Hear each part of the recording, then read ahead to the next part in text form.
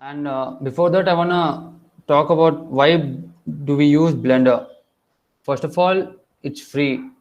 While we compare it to other softwares like Maya, Cinema 4D, uh, and Houdini, and many other stuff, they are industry standards. Meanwhile, this provides a great package in a small version, and it's entirely free of cost. It's open source, and it keeps improving month by month. So, I think learning Blender is a great asset for your future and for your portfolio as well, if you're interested in designing.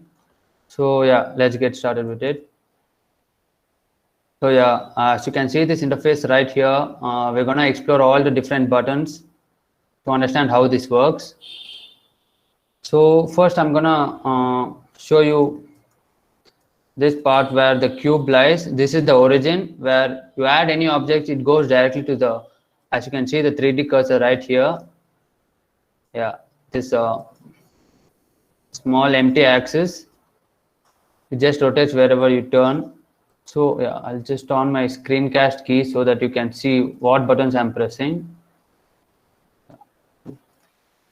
To navigate around Blender or to move around the 3D space, yeah, like rotate around the object, you hold the middle mouse button and just drag it to whatever direction you can so that you can explore the 3D object in all other angles. So that's about the middle mouse button. If you don't have a mouse, if you're using a laptop, not to worry, you can just use this tool. You hold the middle thing and drag, it does the same function, it just rotates in the 3D view space. And to mention this red, green and this blue line here, the green line represents the y-axis, the red x-axis, and blue line represents the z-axis in Blender. So yeah, it helps you when you want to move the object in a particular direction. So we'll come to that later. For now, and here you can zoom in or out as per your desire, and this is the zoom button. Or instead, if you have a mouse, it's all well and good, you can just scroll up and down to zoom in. And this is the pan tool, the hand button you can see right here, the palm. Yeah, this is the pan tool. And if you want to use a mouse and navigate through it, you just hold shift and middle mouse button. We can do the pan function using the same thing. So not to worry if you're not following, I'll just give a brief overview again of it last. And this is the camera tool, we'll come to it later. And to mention, this is the view. If you are into designing before and you understand views, this is the perspective view where you can see like a majority of the angles covered in whatever direction you're turning the 3D object. And another is the orthographic view, which max shows 3 angles of a 3D object. So just like a 2D view of a 3D object, somewhat like that. So yeah, we'll not go much into it for now. And this is the most important tool. To click, if you just left click on the object, you'll just select it. You can see the keys right here, what I'm pressing. So if you can't follow, just observe this. You just left click, you'll select the object. Yeah, that's about this thing. And this is, I said, it's a 3D cursor. I will not go much into it for now. And this is the move tool. And yeah, here comes the basics. Move tool, as it suggests, it's used to move the object along a particular direction. As I said before, these 3 axes like X, Y, and Z are used to move the object along a particular axis. Like if you want to move only X in the X direction, you can just click on it and drag the object. It moves back in the X axis. Or you want to move it in the Y axis, you can move it. Or in the Z. So yeah, that's the move tool. And same way, the rotate tool, as the name suggests, the same thing. Just left click on the object and the red, blue, and the green lines are there, same function. You want to turn the object along a particular axis, you can just do it. Those have already installed Blender, seeing the video sent to you, you can just follow along with me. It's all good. If you can't follow, you can just interrupt me so that I can go more slower. So I think it's all right. I'll continue. And so we are done with the rotate tool. Next is the scale tool.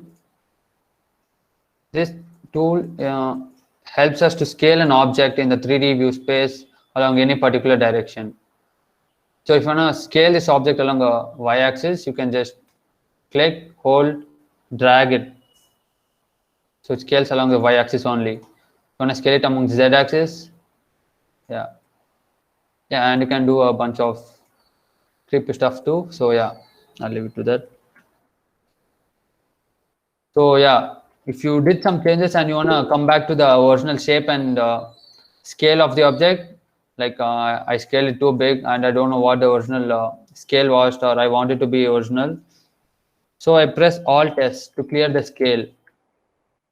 And if I rotated the object in different direction, I want it to be reset to the original angle. Same way you can press Alt R. So yeah, so learning Blender with shortcuts is much easier. Whether you can use the tools too, but it will be very handy if you learn the shortcuts. So next,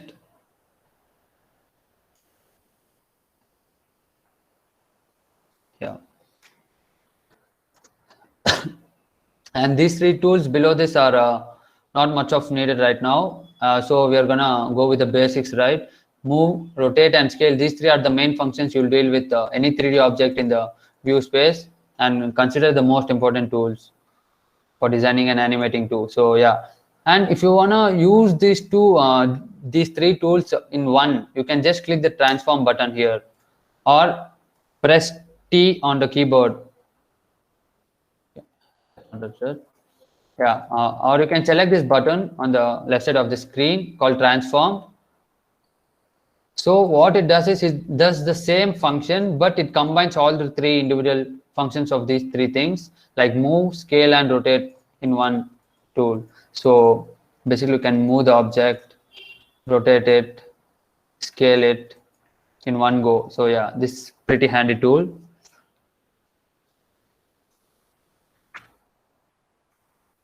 So give a brief overview of what we learned so far. This is the rotate tool. You can either rotate using this or hold the middle mouse button to rotate in the view space.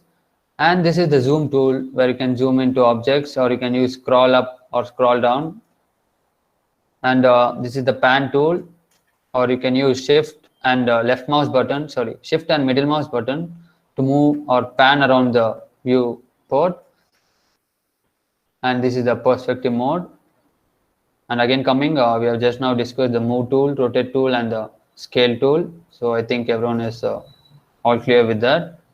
Heading to the next session, we're gonna see how we are gonna add objects.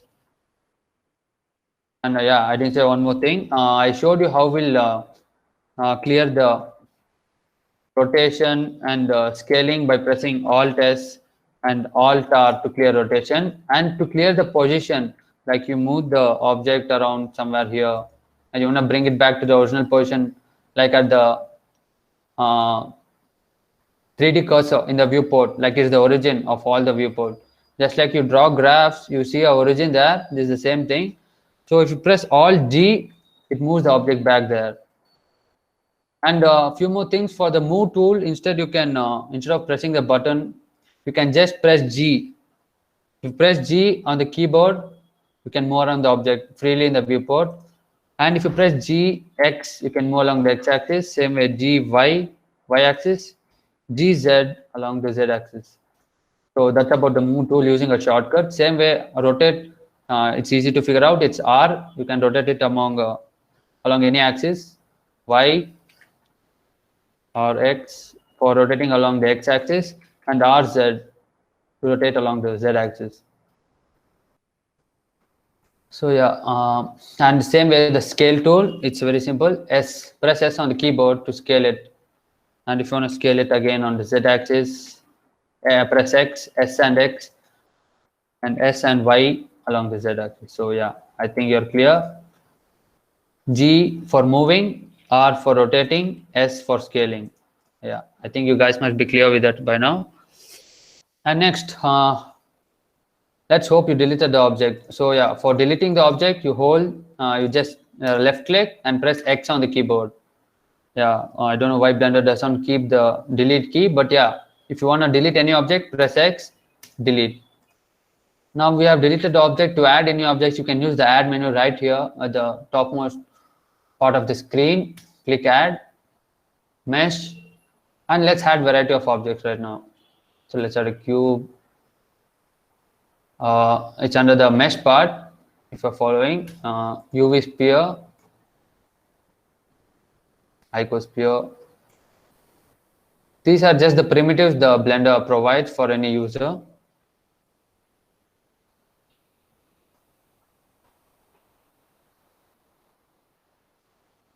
Okay.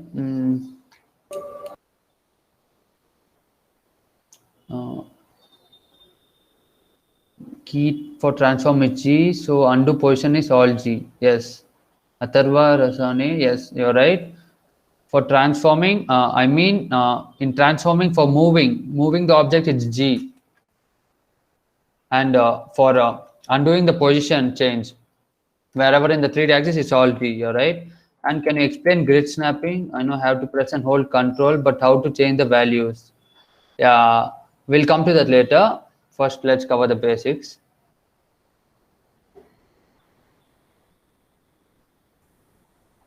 So where was I? Yeah, we were adding meshes. So you can add meshes by using the in the mesh tool. You can click on a cylinder and whatever you like. Okay, and even a monkey.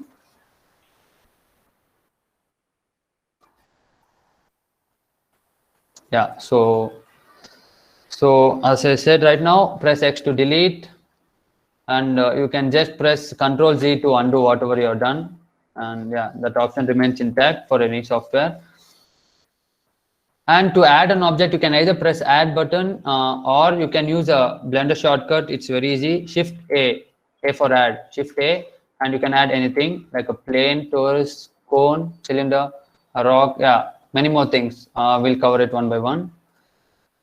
So yeah, that's about adding objects, and I've taught you how to transform using the move tool, scale tool, and the rotate tool.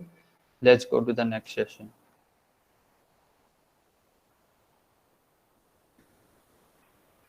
Yeah, so you want to have this cylinder and you want to duplicate the objects, like, yeah, but you think you have to go to the add menu and add a cylinder again, one more cylinder again. Yeah, that's just headache. So instead, press Shift D on the keyboard and you can just, you get multiple things. You get the duplicates of the same objects.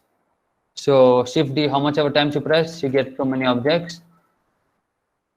Yeah, that's about duplicating, or else you can just right click and click on duplicate objects. It does the same thing.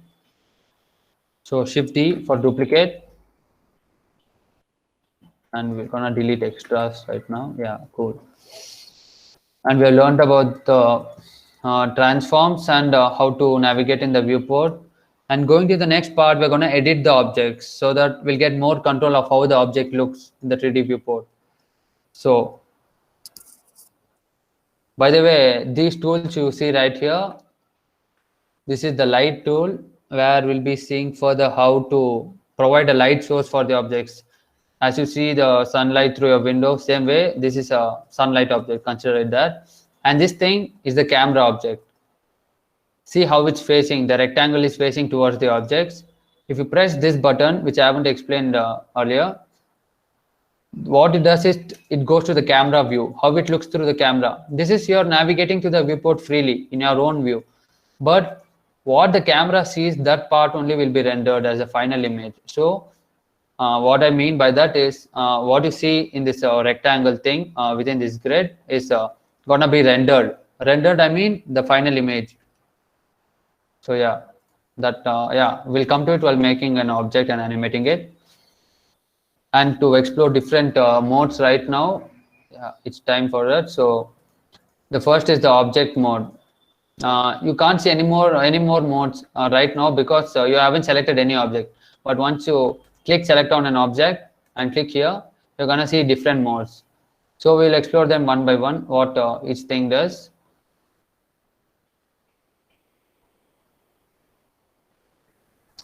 Yeah, and you wanna select multiple objects in the viewport. So for that, what you can do is you can just like draw a box on the screen, like hold the left mouse button and select it. It selects all the objects in view. So that's a way. Using this tool, the select box, you can select number of objects or multiple objects in this way. Or you don't like the select box, you want lasso select, so you can just select it like this. Yeah, it's as per your convenience.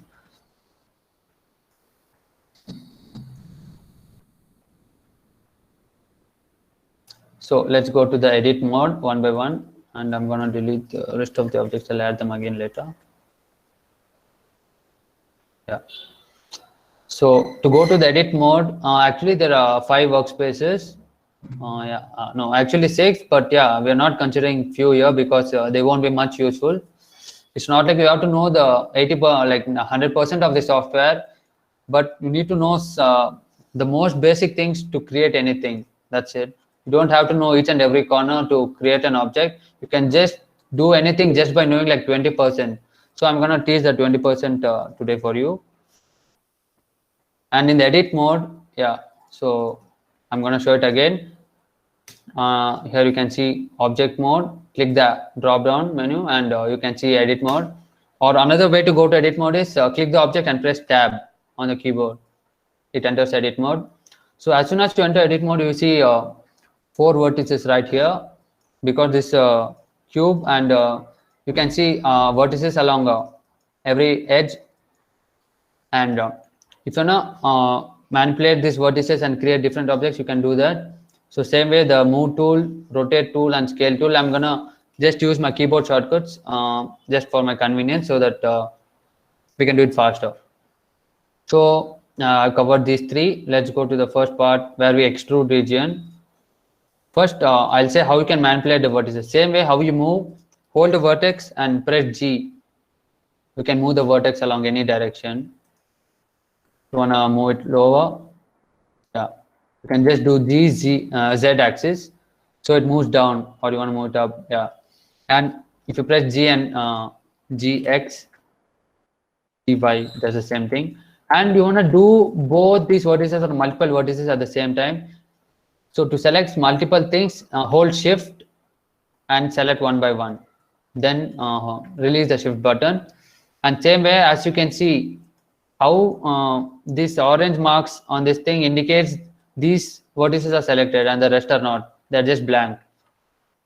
So whenever you click a vertex, it gets highlighted. And press GZ to move them all at once. Or you want to do an inclined plane just like this. So yeah, that's about it. We created a ramp. So yeah, that's editing a vertex right now.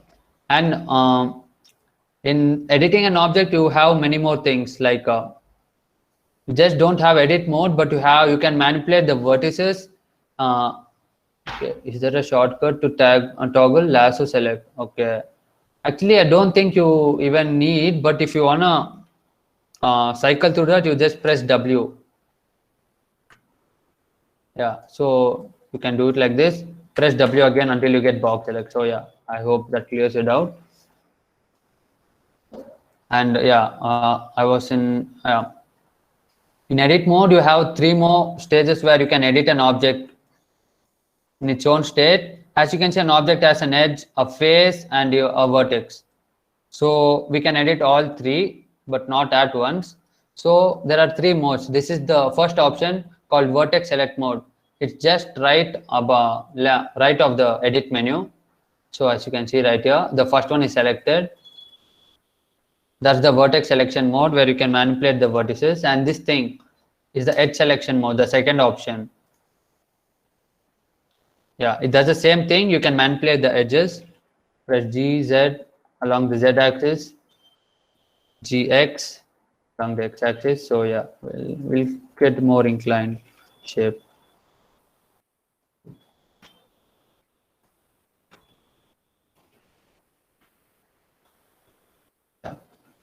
So that's about the edge select mode. And the last is the face select mode. And I think we use this mode a lot because we deal mostly with faces and vertices. Edge you can use, yeah, if you are creating complex objects, you have to use all three. And yeah, let's go to the first option called extrude. So basically what it does is, as the name suggests, it just extrudes the face, a vertex or an edge the same way. So we can just, yeah. When you click on the extrude, you see a yellow color arrow right here. So just hold the left mouse button and drag it. It just extrudes in the particular axis. Same way along the X, Y, Z. Yeah. So we'll just extrude it above a little bit. Cool. So that's the extrude tool, to give a basic overview of that. And I said you can edit even, extrude even the vertices and even the edges. So for the time being, we edited only the faces. So just select the vertices if you want to extrude. Yeah, you can select the vertices and extrude them along this part if you want. Yeah, I'm just going to remove it. And you can select the edges too. Yeah, as you can see right here.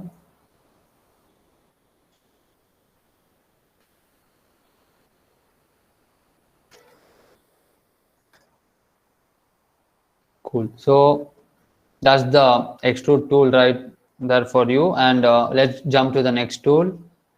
So for using the extrude tool, you can either use this button or in the edit mode, or just press E on the keyboard. E for extrude. You can remember it like that. Press E and it does the same thing. Yeah. And let's go to insert faces. What insert does is it creates a face within a face. So as you can see right here, this plain face, as you can see, you click and drag it inside. So what it does is it creates a face inside.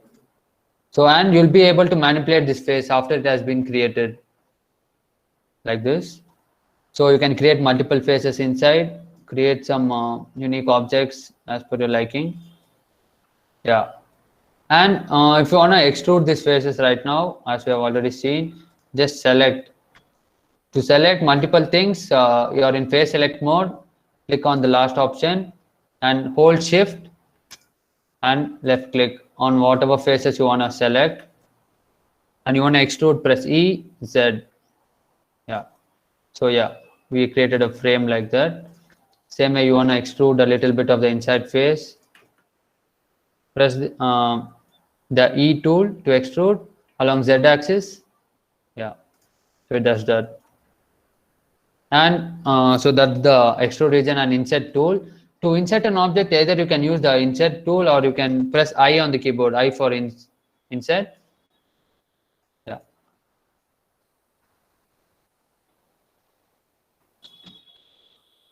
Or you can insert multiple objects at once, like this. Yeah.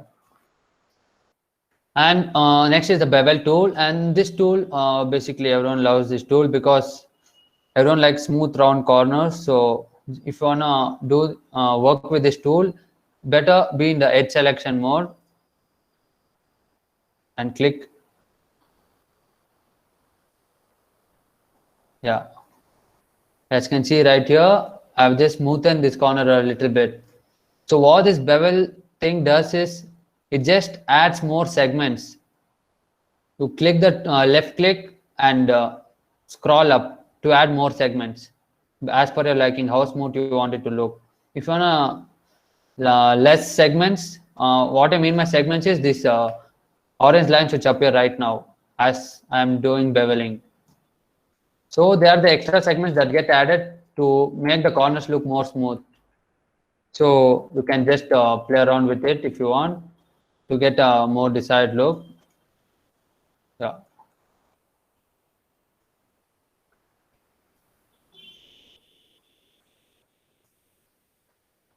So that's about the bevel tool. You can bevel edges at anywhere, and to bevel edges using a shortcut, you just press select any edge and press Control B on the keyboard.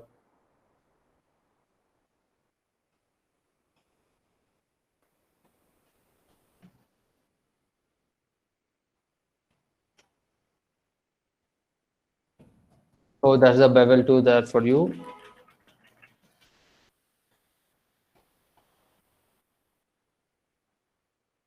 And next is the loop cut tool. Loop cut tool is very important if if you already created an object and you wanna edit the middle part, and you're finding where to select the edges. Like if you're selecting the edges right now, it will select all the edges all over the plane, so you can't edit manually. So for that we use a loop cut tool here, right here. Just click on it, and you just need to hover over the object. It will show various loop cuts where you can insert in the object. Loop cut is, it just runs a whole segment throughout the object like a loop. So just click on it. Yeah, so I've created a loop right here, and using my select tool to select a loop anywhere. If you see all these edges are joined, hold alt and press and select the loop. It will select the whole thing. And you want to increase the scale, you can do it like this. Yeah, so that's the loop cut tool for you.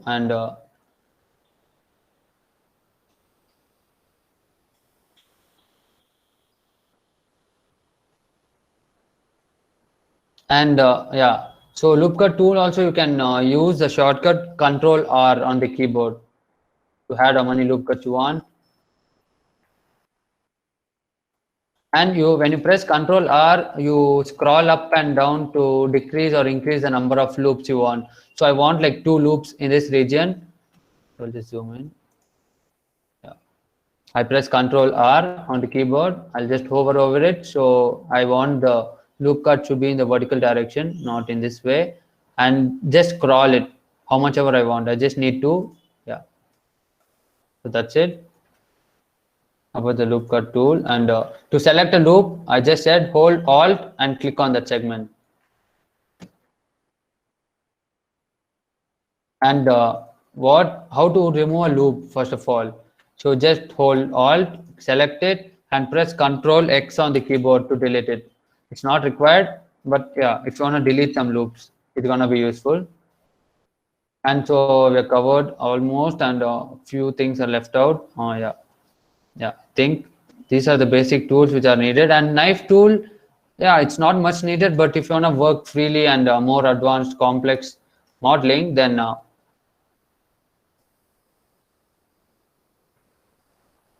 you can just go to either vertex select mode, edge select mode, or even face select mode, and just draw it along whatever direction you want the cut to be. I want it along this direction. Yeah. So to complete the tool, like you want it to stop here, press enter.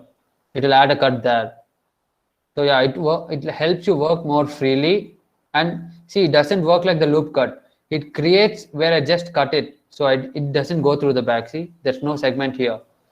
So knife tool is just around the places where you want more control or more cuts or anything like that to create complex shapes. That's the knife tool. So that's about the edit mode. I'll brief you through whatever I thought right now. So the move tool, rotate tool, and the scale tool, as you have seen, and extrude tool by pressing E on the keyboard and extruding along any particular direction. And the insert and outset tool, yeah, it can insert objects. If you want to outset, press O or not O. You can select this option there here at the top most top left corner of the screen, and just outset it. So it's just the opposite of insert. It just outset the objects outside its boundary, just like this. If you wanna create an scale of an object around it, and you don't want to add another plane, so you can do that instead of the insert. So for insert, as you have seen, it's I. For extrude, it's E, and for bevel, it's Control B on the keyboard. So yeah, if you try to bevel on the faces, it's gonna be a little weird, and you're not gonna get so much control. So better you try beveling using the edge select mode. You'll get more freedom of where you want the bevel to look like. So yeah. And loop cut, control R on the keyboard, or you can use this tool on the leftmost corner of the screen and just hover over the object to insert loop cuts. Similarly, the knife tool to just cut between different shapes of the object.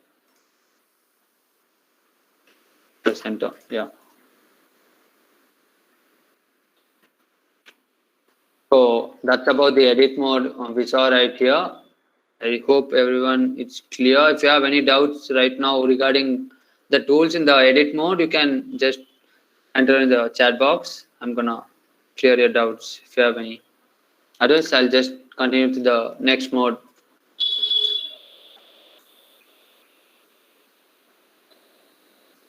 Yeah, I hope there's no doubt. Okay, let's move on to the next mode then.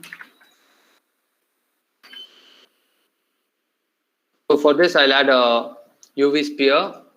It's just a sphere, name different. That's it. So just left click on the UV sphere and go to sculpt node. So we have covered two modes so far: the object mode, edit mode, and we are going to the third mode is the sculpt mode. And basically, as the name suggests, this helps in sculpting. If you wanna sculpt realistic characters, yeah, you should be good with this tool. It's helpful in almost every stage of creating some objects or creating patterns or whatever you want. So let me just go through all the tools right here. It's easier than other two modes because they're just playing around with brushes, just like in Photoshop or any painting software. So first is a draw tool. You just draw on the object like this. Instead of you seeing any lines, you just see some bumps on the sphere, which I'm doing right here. So yeah, that's the draw tool. And this is the draw sharp tool. What it basically does is sharpens the crease if you want like this. Like you want certain edges or certain corners to be very sharp. Like you want to model a knife, you can sculpt the knife handle and even the knife blade using the sharp tool. So you get complete sharpened edges at the edges. Yeah. And the clay tool just adds clay. It's basically as a draw tool. You can just alternatively use a draw tool for the clay tool. And the clay strips tool is also the same way. It just adds more clay and it just functions the same way, but in different occasions it's helpful. So the main thing, the clay thumb tool is nothing but it presses the object inside or shrinks the object within itself when you left click and drag it. Same, and the layer tool is actually helpful in creating layers on top of anything. Same as the draw tool, but you'll have more control over this thing. If you want less strength, like you have in Photoshop, you want to decrease opacity and strength. Same way, if you're using a graphic tablet, it will be more helpful if you based on pressure sensitivity. And inflate tool, as the name suggests, it inflates a particular region. And if you want to increase the brush size, you can change the radius right here, or press the bracket keys, square bracket keys, to increase the size, inflate the tool. And this is the blob tool. We just create blobs. As you can see, it's just one sphere, so it doesn't create any blob. So yeah. And this is the crease tool. It does same as the draw sharp tool, except just sharpens it at one side, not complete control. So in some cases, crease tool is helpful. In some cases, draw sharp. This tool is helpful. So you can either choose between those two. And next is the smooth tool. It basically smoothens the surface. Like you did any rough surface right there and you wanna smoothen it out. So yeah, you can use the smooth tool. And this is the flatten tool. It just flattens the faces so that they look more flat, not roundish.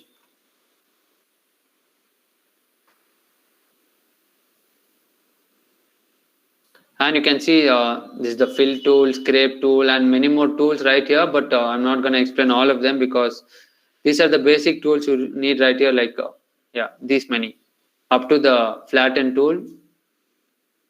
And yeah, one more thing is the elastic deform tool. You can just deform the object along any direction. Like it just gives you complete control of moving the object in different directions while sculpting. So you want to change the pose of this object to look downwards, sideways, yeah. And the elastic deform and the snake hook tool perform the same way, but the snake hook tool is more effective because it pulls the object even further than required. So if you want to just make horns like this, yeah. Basically, you can see cracks like this in the meshes. There's nothing to worry about it because my mesh has, as you can see, low quality polygons right here. In Blender, how things work is based on this polygon count.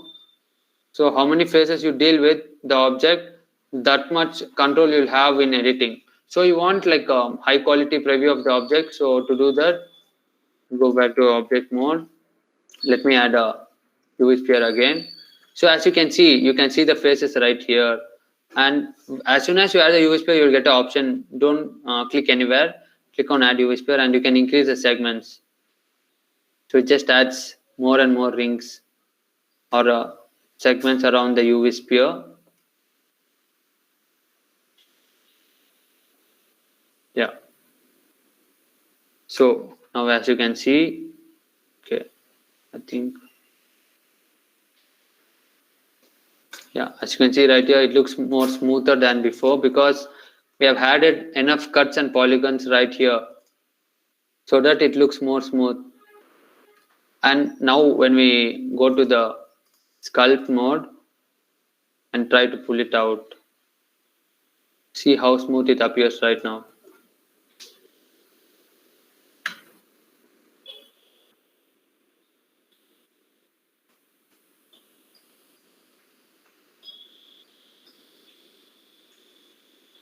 Yeah, so that's the snake hook tool for you. And as I've said, the elastic deform does the same way, but it has less control over the movement of the object along particular direction.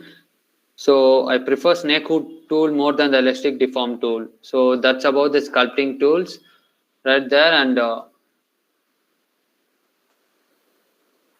so I'll just give you a brief overview again of the sculpting. So yeah, let's go back.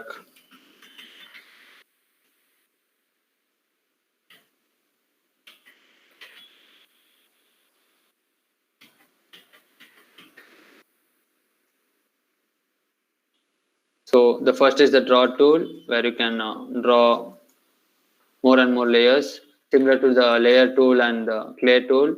So draw, clay tool and clay strips tools perform the same function. It just adds layers of things. So the layer tool, as you can differentiate right now from the draw tool, is it does layers properly, like flat rounded things.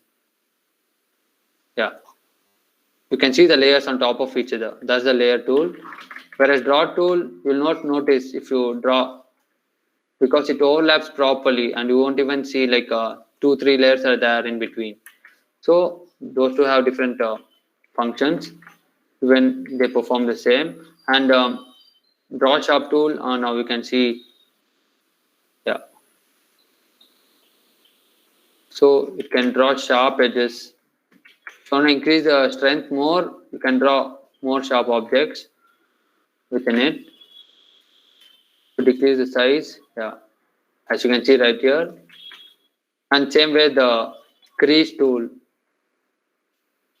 same as the draw sharp tool, and it gives more control. That's it.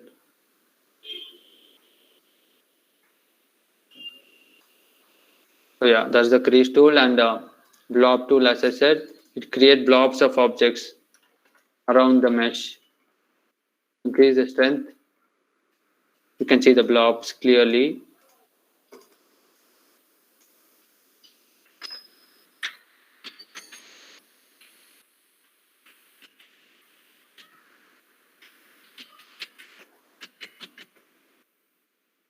And yeah, so blob tool, crease tool is over. And smooth tool,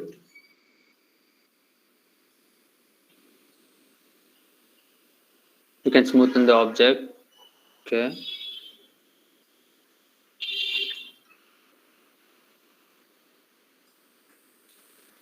Whereas the flatten tool, I said it just flattens the surfaces.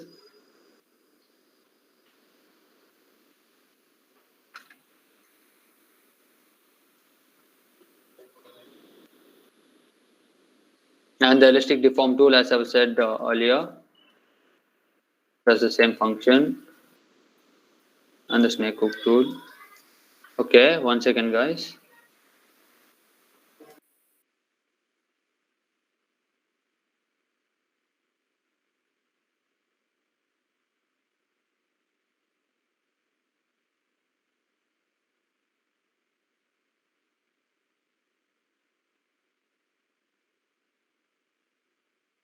So guys, yeah, that's about the sculpt tools. And next we'll be modeling a simple object after the break. Yeah, so there'll be a short break, 10 minutes. Gagan? Guys, we'll have a short break now. Break for 10 minutes. If you guys have any doubts, you can post it in chat box.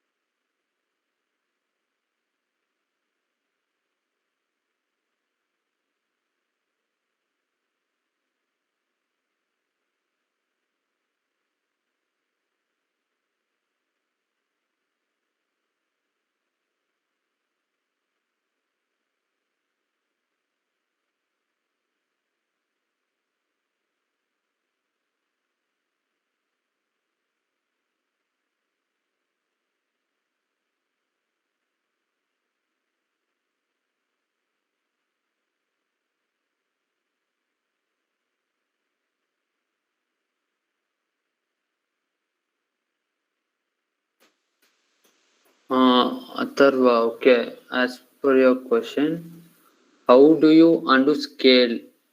Yeah, okay. I showed you how to undo scale. And I wanted to ask, how do I redo only scale? Okay, so as you can see right here, you scale the object like this along that thing. I pressed Control Z on the keyboard to undo the scale. Or okay, only the scale you want to undo. I'll move it here, and yeah, I'll press Alt S to Alt S to undo the scale along any particular axis. How how do I redo the scale? So I didn't quite get you. Redo the only the scale means you can press Control Shift Z if you want to redo something. So yeah, we can't do redo only the scale, but in this aspect you want to redo only the scale. So I'll just create an instance like that. So I'll scale it among Z and along X axis. So now I have undone it. So Alt S. So I just undid it. So if I want that position back, I just press Shift Control Z. It's just redo. There's no particular thing for that. So yeah, this is it.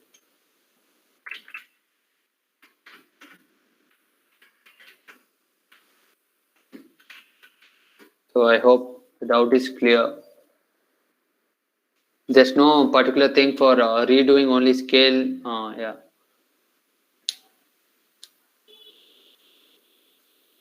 Can we undo scale only in one direction? Yeah, yeah, yeah. So actually, no. There's an option only for um, clearing the scale in only all the directions. So there's no particular option for that. I hope, as per my experience, I think yeah, that's it. I don't know if it exists. I've never tried it out, but yeah, actually, you don't need that. If you work around with Control Z or undo and redo, it's all fine. Basically, don't need these options.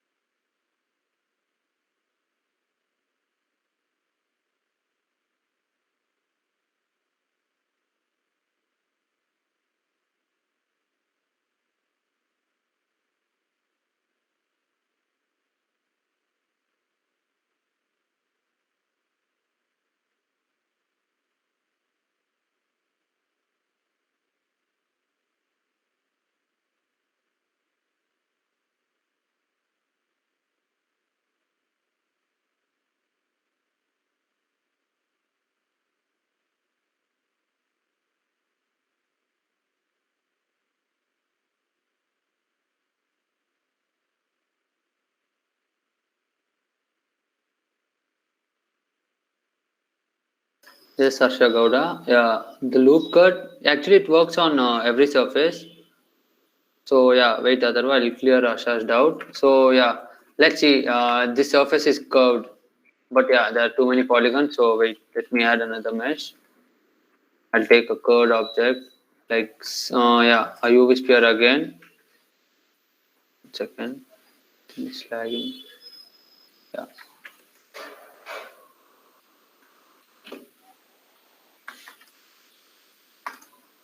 Okay. So yeah, as per your question, we can add loop cuts on any surface. So just press Control R. As you can see, I think this clears it out. So yeah, we can add on any surfaces where a loop is possible. Okay, I hope it's clear. Now, yeah, now my objects is spawning at different location from before. Okay, yeah, yeah. Otherwise, I'll explain that point just after the break.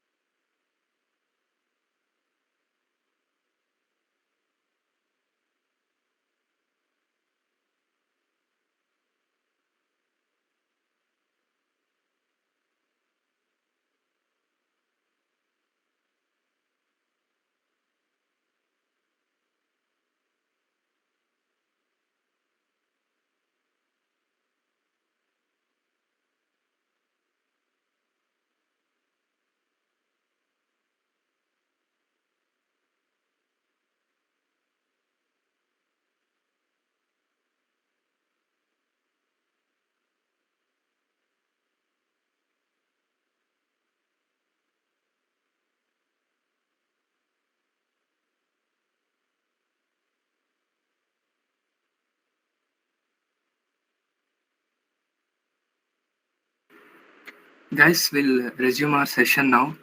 In this session, we are going to learn creating object and animating it. So it is going to be very fun. So let's start, Pawan. Yeah. So guys, yeah, this part we have seen modeling and sculpting and edit mode. So basically, 3D is not just about that. Not just you have to model everything or you have to sculpt on your own. Basically, it's just your imagination or creativity. So whatever image you have in mind, you can do it in Blender, but if you know the right tools, you don't need to know everything. You just need to know the right tools. So for models and textures, lighting, you just have to play around with them. There's no a particular rule for you to fix the lights in your scene or how you want the objects to look like. You just need to play around it so that you get the perfect image of your same object you want in mind. So that's how you're going to get the final result. But if you don't want to model objects, there are a lot of free websites where you can download models from, even some characters and yeah, textures and many more things. So at the end of the session, we'll share a drive link if you are more interested in learning Blender and get more serious with it and learn it for good. So you can just refer these things. It will help you a lot. And I think I provided all the links which will be required for you to do various things. I have provided you a tutorial list of all the free YouTube resources you can find to learn Blender, and you can get even a lot of materials from websites I have provided in separate doc links. So yeah, make sure you stay till the end and collect it. It's very much needed if you're gonna do more in 3D. So yeah, let's resume the session. So for now, 3 modes are over. I'm gonna add Susan, and yeah, Atharva's question. It's very good. Many people get stuck at this point because sometimes their objects don't spawn in particular locations. Like when I wait, let me show you. So you can see my 3D cursor is right here. So basically every object spawned at the 3D cursor position. So now let me add an object. Shift A, add another chosen. Yeah, see. So it spawns at different location. Uh,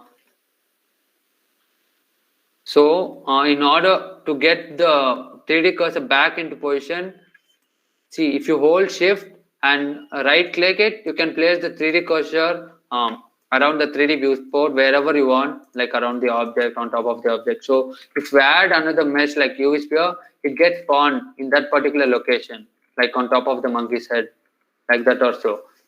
So that's what Atharva asked me about. And so to avoid happening like that, I'll show you one thing. Either you go to object menu top and you can see snap.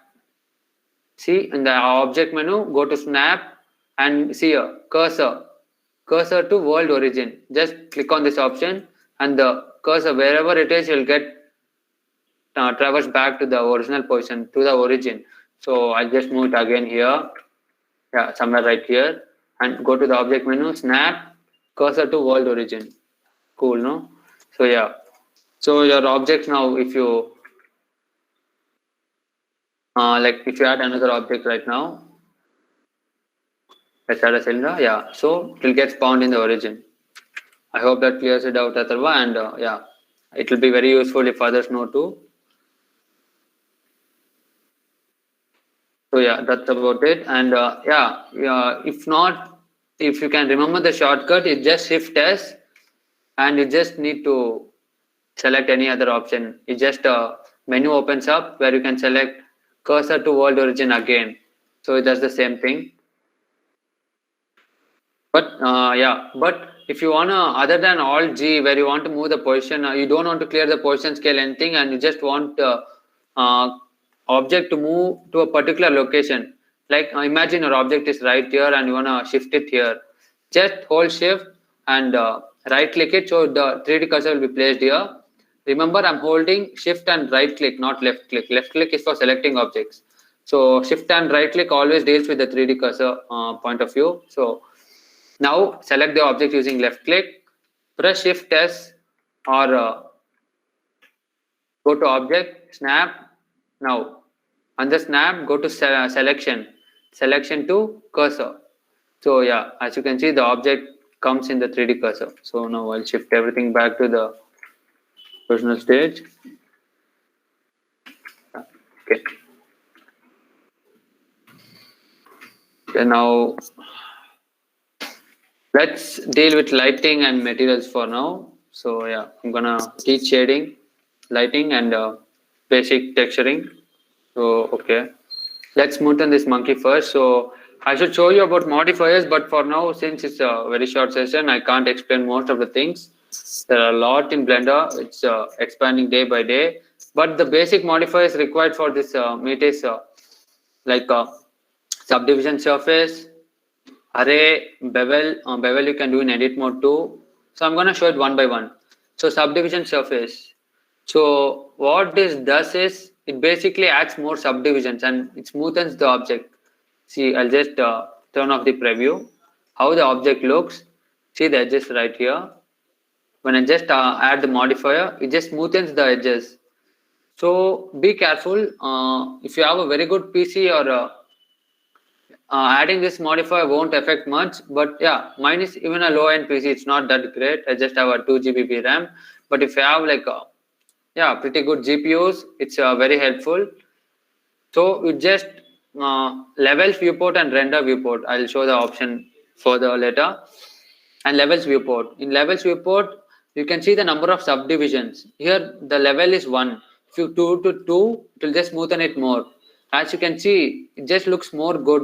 You apply the subdivision surface, it just makes the object look more realistic than blockiness like a Minecraft block. So if you want a more realistic objects, you apply the subdivision surface, but make sure that your PC can handle more subdivisions. For me, my max subdivision level, I can go up to 3 or 4 max, but yeah, it's gonna lag if you wanna add more objects to the scene. I'll explain it later how it works. So for now, I'll just add one and just do shade smooth. So when you click on the object and click on right click, you get this menu. In this, you can press shade smooth. It will smoothen the object, or you can press shades flat. It looks blocky again. So this will be useful while you're modeling and you want to preview different modifiers. So shade smooth works like you're finished your modeling and you want to put it for rendering and posing.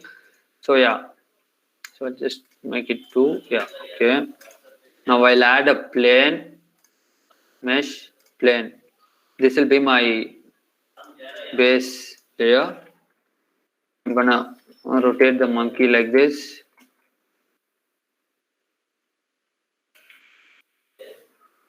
As if it's lying down. Yeah. So using the most basic tools I'm doing, nothing to get confused of. I'm just using G to move and R to rotate. If you press R twice, you can just rotate it freely without any restriction along any other axis. So I think that will be useful.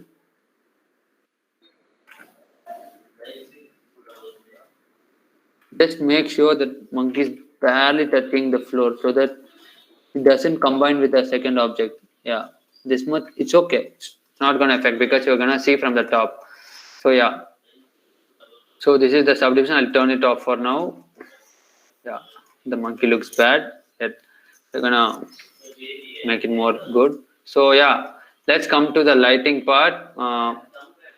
So same way how you add a mesh, you can add the light object. There are 4 light objects: the point, sun, area, and these things. I'll just try it at one type of thing now because we have limited time. Let's go with one because everything does the same thing. It's not much different, but the light source it provides is different. That's it. Nothing matters much.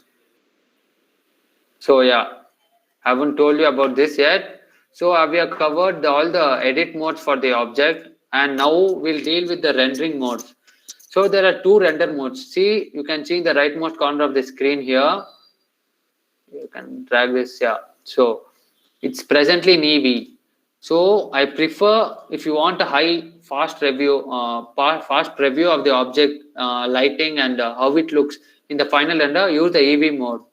And there are 3 modes, but we'll workbench is actually useless, no one uses much. So EV and cycles does the magic for you. So I'll explain 2 different modes with an example. So EV mode, I'm gonna color this object. And yeah, in this panel I won't explain much because this requires a lot of exploring. You'll figure it out when you just start using Blender more. And yeah, click on the object, click on the ball menu. It looks like a checked rounded thing, like a sphere, rounded sphere with checker texture. So just it's red and black. Just click new. It creates a new material when you click the plus button, and just select the object. Yeah, and this is the base color. Now, so the name suggests base color. It does the same thing. It just, yeah, can change the color of the monkey. I'll just keep it gray. I don't want it to be any other color. Yeah, like this. I want it to be a. And now, as you can see there, you can't see any shadows of the object or yeah, even the light. That's because the mode here is in different lighting modes. So there are other modes than this. See, the first rounded cube represents the viewport shading. Here you just see the object in its original state, no colors, nothing, just everything on a gray shaded view. This actually is where you do modeling, sculpting, everything in this mode. But when it comes to these 2 modes, second one and the third one, this does the magic for rendering. So yeah. So for when you're completed with your setup and you want to texture the objects, come to this mode and click on the object, click on the, I'll show it once more, plus button again, and you added a material. You can use the base color thing to quickly texture the objects. So yeah, I'll give a different color to this, like, yeah, I'll give it full black, something like blue. Yeah. Yeah, okay. So now I'll just improve the metallicness. As the name suggests, it improves the metallicness, or it looks like a metal. And the roughness, as you decrease the roughness, it becomes more shinier. Okay, I'll use the subdivision surface here, just so it looks, yeah, see, now it looks awesome. Now same way, for the floor, I'll use a metallic texture. Okay, it looks, let's use a base color like this. Okay, yeah.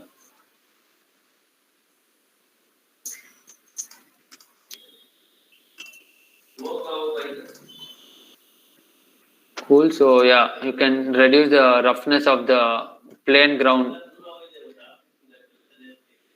or you can increase the roughness. So basically the 0 represents its shininess. It doesn't even have any roughness, so it's very smooth, like water. That's what it suggests. And increase the roughness, you get a complete rough texture of what it looks like. So yeah, I'll just keep it to a bare minimum so that we can see clearly.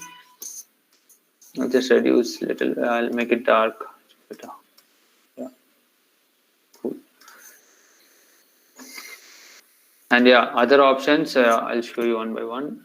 So yeah, we are basically in the world preview mode. See, this is the world tab. We explore the material tab now right now, and we'll do the world tab. And this is the world. You can see it like this. And yeah, you change the color of the world. Means, as you can see, the world space, like, yeah, it's gray, right? Now if I change this color, okay, I'm in different mode. Yeah, as you can see right now, as soon as change this color, you can get, yeah, whatever light you want. Yeah, but this, you use it only if you're in a state where you can't add any lights or just want for a quick preview of the object. But yeah, to get more preview of the object, you can just make it black, so that, yeah, nothing, no lights there. So we added a light source right here. Yeah, see here. So what this point light source does is, it illuminates the object, just like how a lamp illuminates the room, same way. So yeah, it's looking very dull right now. So I'm just gonna increase the power. So how much you increase the power depends on the lighting, angles. Yeah, so yeah, I think this looks fine for me. I'll just do it to 1000 watts. Just play with values and I think everything will be done. And I'm gonna add another light source.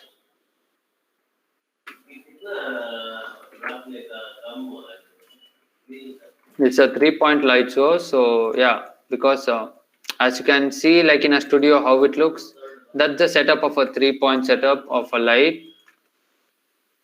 So basically, you can you can, as you duplicated the lights, you can even you can't see the lights right now because it's completely dark. So I suggest first use the world as a great access so that you can see objects.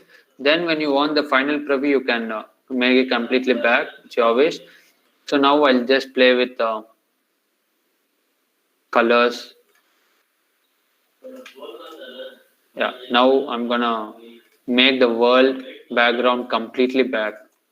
So yeah, I think this looks good for a light setup. So yeah, and this is the EV preview mode. That's what I told you about. Render engine. What it means is in what mode the image will be rendered. This is the currently the EV preview mode. And if you want it to be more realistic, like real life, like as I'm recording right now, I think there'll be lag if I show in cycles mode. But yeah, at the end of the session, I'll try showing in cycles. But for now, let's play with EV. It doesn't matter. It's just the rendering of final image after the work is done. Nothing much to deal with the whole process. It's the last part, so I'll keep it at the last. So now we don't have a camera. We have the lights, we have the plane, we have the texture ready.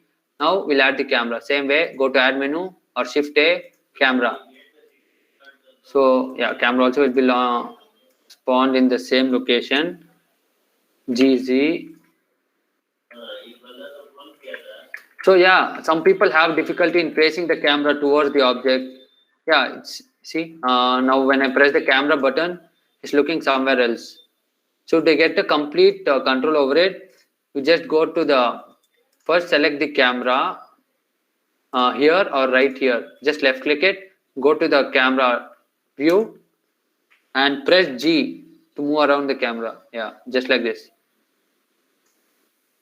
And Gx to move along X axis, Gy to move along Y axis, Gz to move along the Z axis. And similarly R for rotating the camera. Want it to be facing down. And if you press G and middle mouse button, it zooms in and out, just like this. So this is about it. So now we have faced our design completely in the camera frame. Now we are able to render it. Yeah. So to render this thing, that's called a render tab. We have completed this thing right here. We completed the material mode, the camera mode to add camera. Yeah. And this camera mode, it has a lot of options. I can't explain every single thing right now. So I'll just show you a brief thing of what you can do. Focal length, you just improve the focal length, like you play with the DSLR camera, same thing.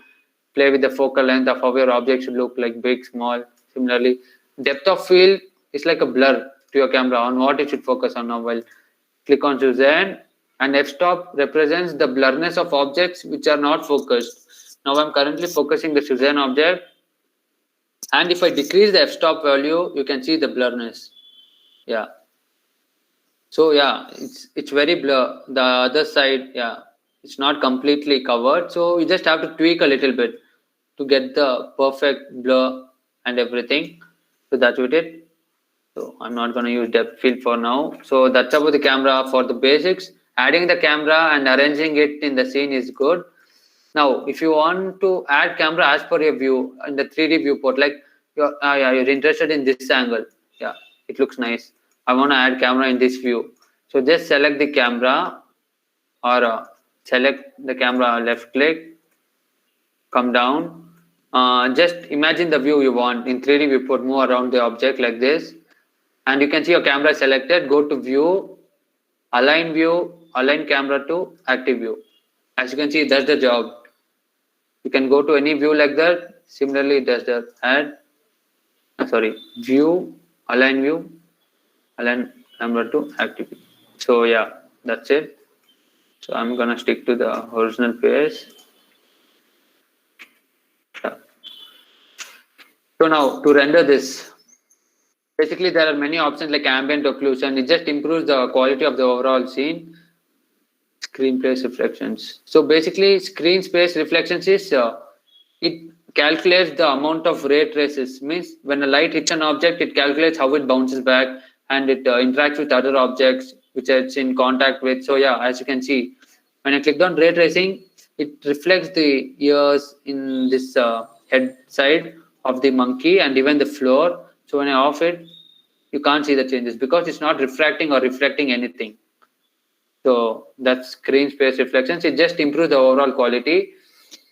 Now the render samples. If your PC is too good, keep it at high. But if you're a low spec like mine, you can just keep it at medium 32 or 64. These numbers indicate higher values indicate higher quality. Is there a shortcut to align the view on a laptop? Yeah, there's a shortcut. It's Shift Control 0. But yeah, wait, let me show you. Yeah, Control Alt Numpad 0. So basically, you can select the camera, Control Alt 0. Yeah, it does the thing, same thing.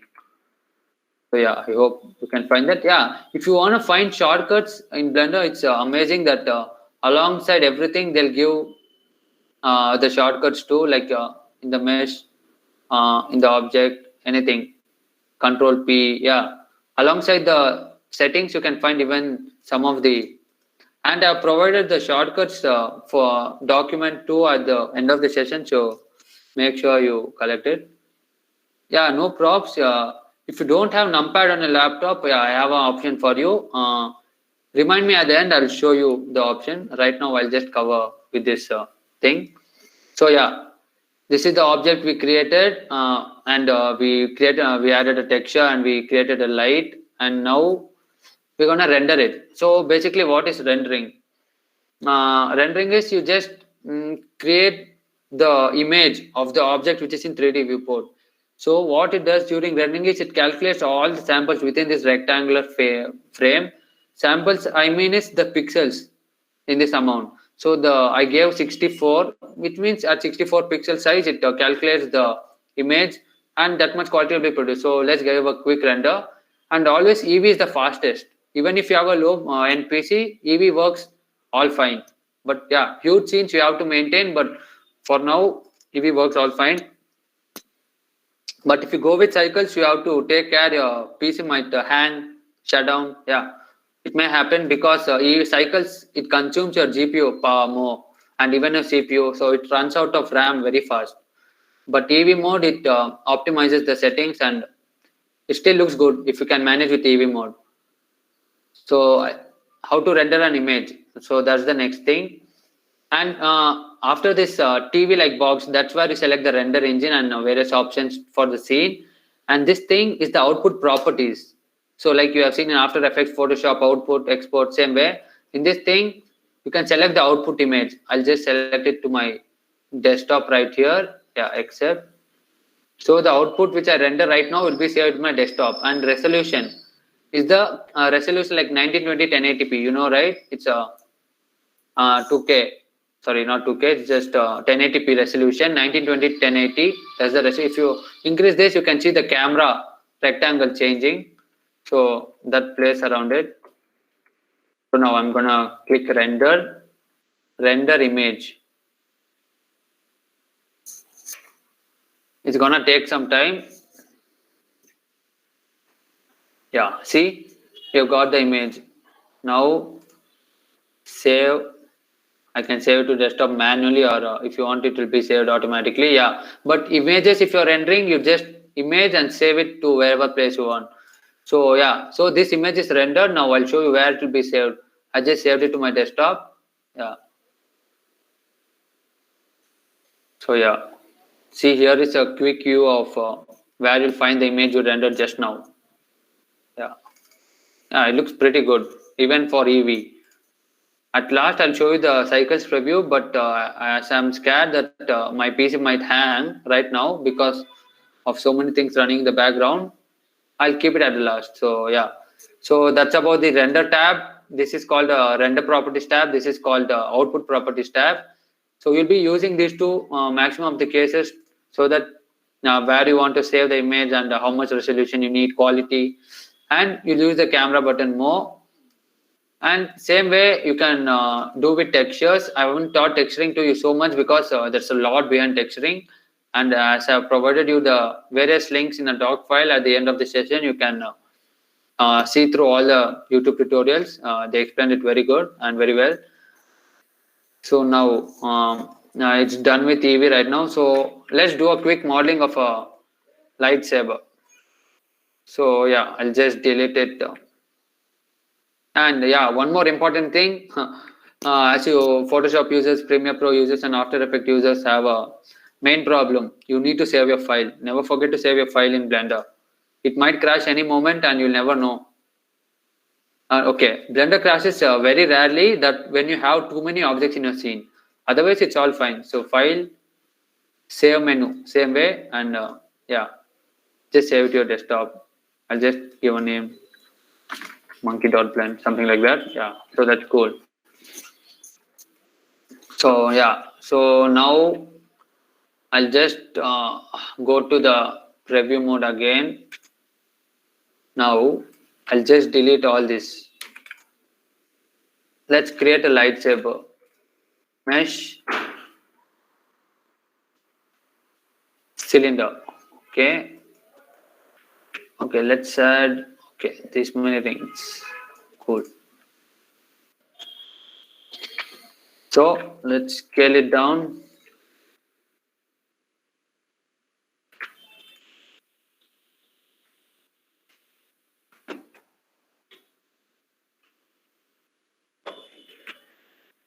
So when you add a cylinder, you want to decrease the radius. So it's sometimes difficult because the option goes off when you add a cylinder, and you can't scale particularly if you want like SX. You want it to be a perfect round. So sometimes this tool can be helpful. Like you don't want to scale along the Z-axis, only along the X and Y-axis, so that the radius decreases. So when I'm gonna reduce the size. Okay, I just put 0.3. Yeah, so the size reduces. So I need it more thin. I'm just gonna 0.2. So what I'm doing right here is just scaling along X and Y axis together. So how to scale go to this tab, the object properties tab, under the scale menu, just hold it and drag it down. I just need till Y axis, not till Z axis. So until it's highlighted and just change 0.1. Yeah, so like this. Okay, so now I'll go to edit mode. Okay, first I'll scale along the Z axis. Cool. So now, to make a lightsaber, you can make it however you want. I just do some Control R. Okay, I'll just add many loop cuts. Yeah, I'll just add many loop cuts as possible because it's required to make a lightsaber look properly like a lightsaber. Yeah. And to add loop cuts only in this region, you just need to press Control R, and yeah, within this region it has multiple loop cuts. So yeah, I'm adding this many. So now we'll just test with all the tools we have learned so far. Now press Alt, it will select the edge loop. Sorry, we are in the edge select mode. We'll go to the face select mode, hold Alt and press this. Now, if you do this, as you can see, it goes in and out. What I'm doing here, just pressed, I selected using Alt and pressed S. So it goes in, it goes out. So yeah, I'm gonna just leave it like this. Okay. So I'm gonna select multiple loops like this first. I'm doing it all at once. And if you wanna scale it among, just see, if you press scale, it scales everything along with it. So what to do? Press Alt S. You get, yeah. If you what's Alt S is in edit mode, it scales from its middle or from the center of the cursor. So it's not much required, but yeah, if you wanna deal with it, and there's this option called global, local. If you select local and scale, it scales among the local origins. So it's not much required right now, but yeah, yes, I'm gonna scale all individual things right now. 1 second.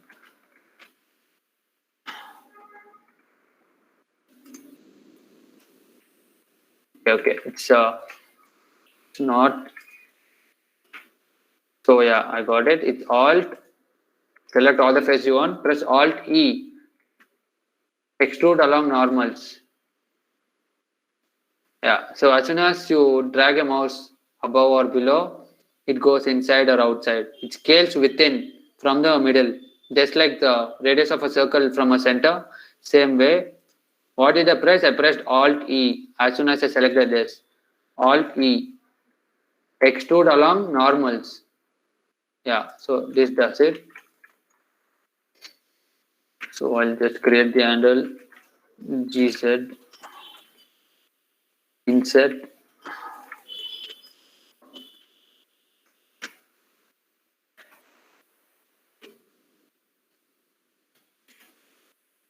Okay. I'm gonna scale this top face so that it looks like a. Okay, it's in out. Okay, where's that option? Insert face. It's outside, so I'm gonna make it insert now. Okay, it's not working yet. So it's no problem. I can just add more and more. If you want to scale a face, just select the face and press S. You don't need to think about origin so much.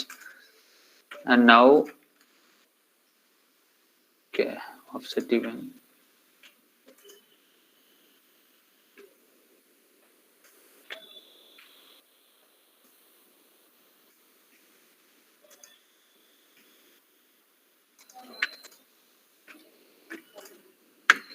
Yeah, if you want to delete a face, vertices or edge, you can just press X. Yeah, just like this. So I'm gonna make a lightsaber from this thing. I hope this radius will be fine for a lightsaber. Yeah, I think so. So press E, move it along Z axis, just like this. No, I think this is too large for a lightsaber. So I'm just gonna decrease the scale even more. Again, press E. Yeah, I think this fits well. I know the base is thick, but yeah, for now this will do. So I'll add loop cuts here too, so that I'll get more desired shape I want. Yeah, so go to face select mode.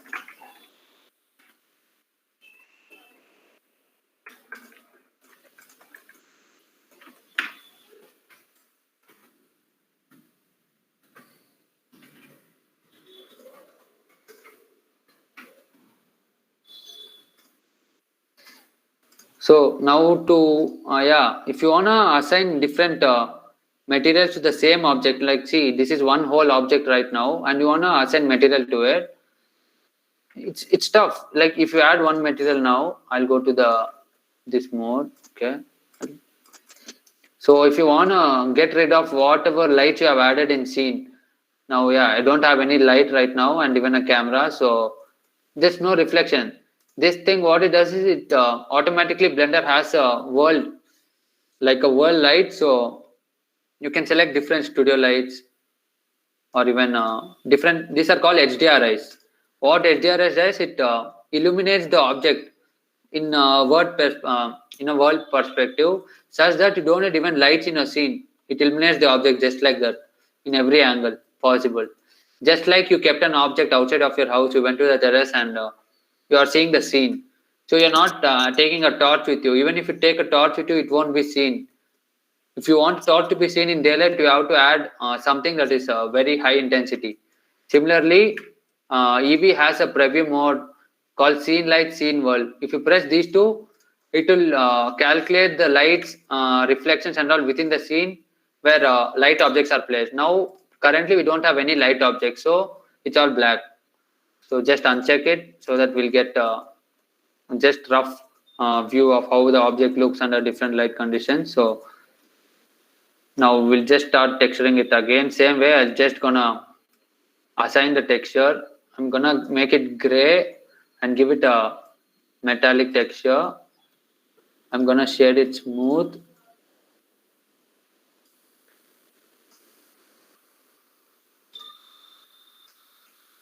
Yeah. Sometimes your object looks somewhat jaggedy and you don't like it. Yeah, it looks somewhat weird. It's not sharp at the edges. Click auto smooth, it does the work for you. It's under this tab. Yeah, I know for the first time users it will be tough finding all these things, but yeah, just follow along the basics. You might learn when you explore Blender. Now we have applied the metallic texture right now, and now we'll add the glow at the end of the rod. For that, now first let's reduce the roughness so that it looks shiny a bit. Yeah, this much shiny is enough. Cool. Okay, now to add same another material to the same thing, click on another material, new. Now see, even if you change it, you won't see anything right now because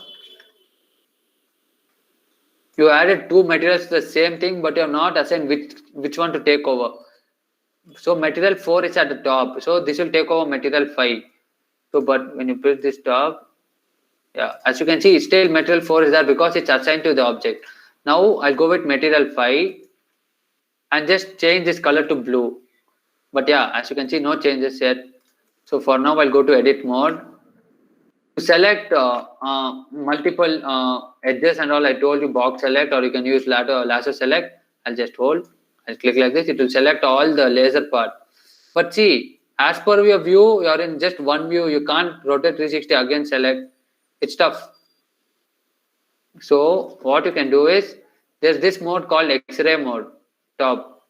Press that and click and drag. What X-ray mode does is, what you select on this side, it goes through it.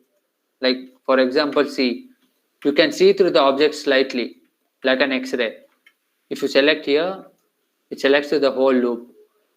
You can using box select without selecting loops, you can do all these things. So X-ray mode is particularly useful in this case while texturing.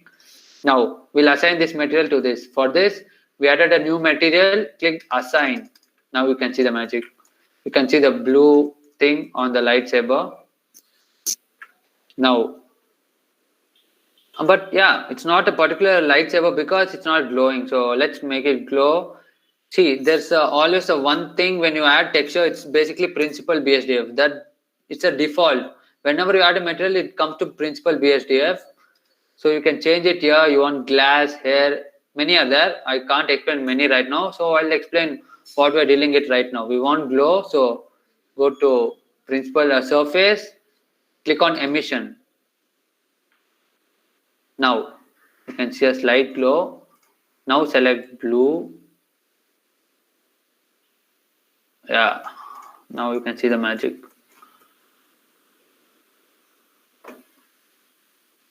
So now let's set up the scene again. Go to, yeah, it's black again. So yeah, because we didn't add any lights, it's looking plain and we can't even see the handle. So let's add a light. Mesh light point. Yeah. You can add light anywhere as per your perspective, where which place you want more light. Shift D, add another light. You can just create light edges around the object. Yeah. I think intensity of the glow is too much, so I'll just, yeah. So hope you all got it, like how easy modeling is and even texturing. At first, it's all senseless. You can't even make out what this thing is, how you're gonna texture it. But yeah, with getting control over Blender and basic controls, you're gonna learn it all. Just need to have some practice before you do lot of complex stuff. And basically, yeah, let's animate it. I know we haven't touched a lot about animating, but yeah, this is just the basics. Without these things, you can't even animate without creating objects. So for animating, it's very simple. Now, yeah, I just need the lightsaber to rotate. So you can just rotate the object like this or now. Yeah, I'm just doing it roughly. Press I, select the object I on the keyboard. Click on, see now you change the rotation. Click on I, rotation. It will add a keyframe right here. And you go to frame whatever you want, 160. And then rotate it. R, Z.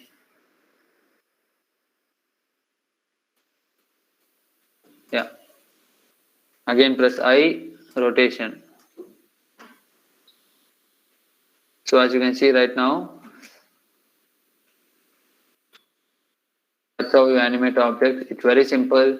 You just have to have keyframes. So now we want to scale the lightsaber from right to left. Like yeah, press S on a keyboard. It scales the object right here. Yeah, let's keep it right here. Press I, scale. For adding a scale keyframe, same way, go here. I'll just decrease the size now. Again, I scale. Now you see. As soon as it comes to the end, it reduces in size. So yeah, that's just basics of animation with keyframe animation. It's very simple in Blender. Just need to follow some rules. Rest you'll all get it right. So I'll just delete the scale keyframe. Okay, delete the wrong one. If you want to delete all these keyframes, just press, just click and drag here on the below tool where you can see all the, it's a timeline basically where you can see. If you press space bar, it just plays, just how we play videos through the viewport. So yeah, now click drag. Uh, yeah, so basically I'll just add another keyframe. Yeah, okay, I deleted the wrong keyframe. Okay, so now let's animate the color. Let's go to the EV mode. If you don't want to see these grids at any time and this axis, it's distracting the view, press this thing. The overlay tab, it hides everything, and when you need it, you can just turn it on. So now you can just animate the objects just like this. Press color. See the box, the round thing, and right next to the color indicates the keyframe type. You click here, it adds a keyframe right here, and you want to go here to frame 160 or 166. Change the color to red, and again click on the keyframe. Now you can see a nice transition between the colors as it rotates.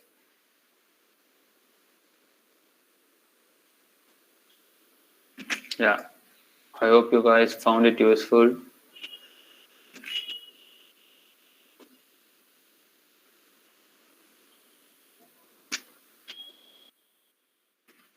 Cool. So that's the EV preview mode I showed you. Yeah, it's still cool, but I said you one more thing. We'll try out the cycles mode right now, but I'm not gonna animate. I'm just gonna keep it as a still image to show you guys how it looks. That's it. So add camera.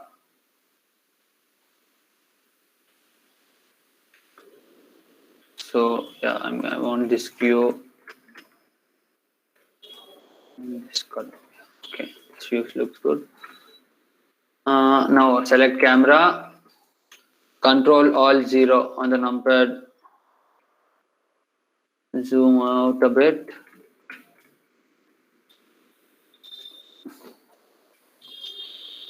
Yeah, so the background color is black. Cool. So this is the EV preview mode. Now let's jump to the cycles preview mode. As soon as I click the cycles preview mode, yeah, it's gonna take a lot of time. Yeah, you can suddenly make note of the differences as you can see how the light's interacting, how the glow is coming. You can see right here. It takes a lot of samples to render, but it looks very realistic. So if you wanna go with realistic objects, not glowy things, you can go with cycles. It basically depicts the real world objects, how it looks. And even if you do this 3D stuff, people will really believe when you do it in cycles. So yeah, same way as I said in EV, there's a render thing with sample count. Here, if you change it, change the value to higher values like 256, 1000, 3000, that quality of the image you will get. So even if you zoom, you won't find the blur and it appears very crisp and clear. So yeah, if you have a very good PC, I recommend you try it out. But if you have a low PC, low end PC like mine, I prefer staying in 128 to max 500 level. If it's not a big scene, and if your computer has GPU, don't waste the CPU power simply. So just make it to GPU compute. It will use the GPU in your system to render the images faster. So it's gonna take some time for now because it's gonna initialize render preview mode using GPU. Yeah, I think. Oh, yeah. As I suspected, yeah, it's gonna hang right now.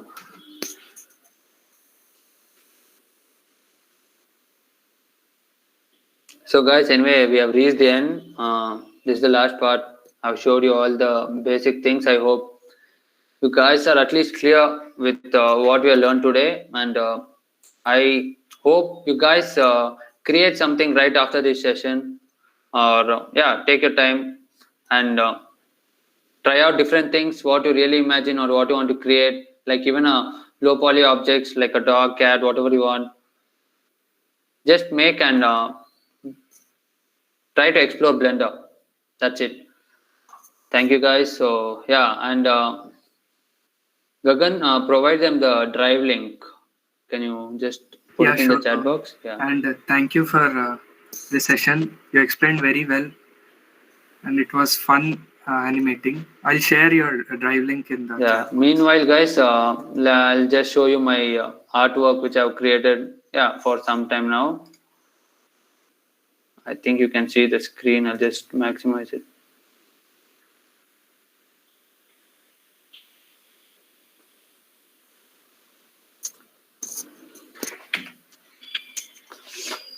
Yeah, you can create all these cool things. This was actually done in EV. So yeah, you can do lots of amazing stuff even with EV and cycles. Yeah, try creating low poly stuff like this. This is a lot easier.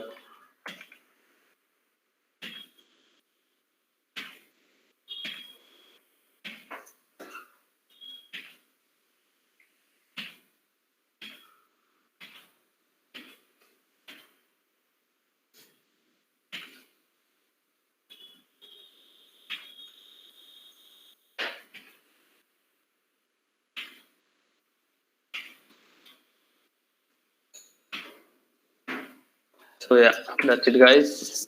Thanks for attending the session. Yeah, thank you, Pawan, for such wonderful art display, the ones you showed now. And now, as we reach the end of a fun filled workshop, I would like to express my heartfelt gratitude to Pawan Manjunath for taking his time out and agreeing to teach us the fundamentals of animation in such a beautiful way. And I'm sure all of us had great fun animating tonight. And a big, big, big thank you to all you wonderful participants for showing this much energy and this much enthusiasm and for showing up tonight, learning to animate with us. Thank you for showing this energy, and it makes us want to do more and bring such wonderful events to you guys. Thank you to my excellent Exicom team for smooth conduction of this event. And everyone, all participants, please note, you need to fill the feedback form. Only then you would be receiving your certificates. And we have a couple of more events coming up over the span of next few weeks. So follow us on Instagram, LinkedIn, and Facebook.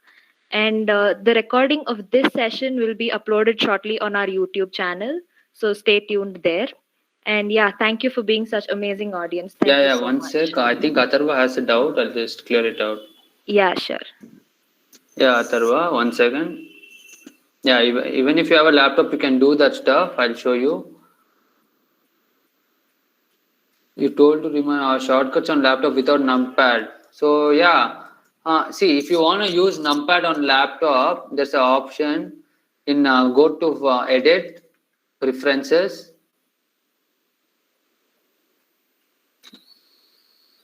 Haven't showed you this because yeah, there's a lot of complex stuff involved. If you wanna just add-ons is something where you just add add-ons like which helps in your workflow. Nothing much, you can do everything by on your own even without add-ons. But yeah, if you wanna use a numpad, wait, let me search. Yeah, see in this keyboard option, you click on emulate numpad. See, it shows here. Main 1 to 0 keys act as numpad ones, useful for laptops. So I think you can use the laptop like that.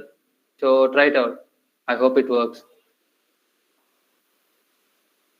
So yeah, that's it. Yeah, thank you guys so much. And check out all social media platforms with IEEE CMRIT. That's where you can find latest updates of whatever's happening in our student branch. So yeah, next few weeks are going to be exciting. Hope to see you all there.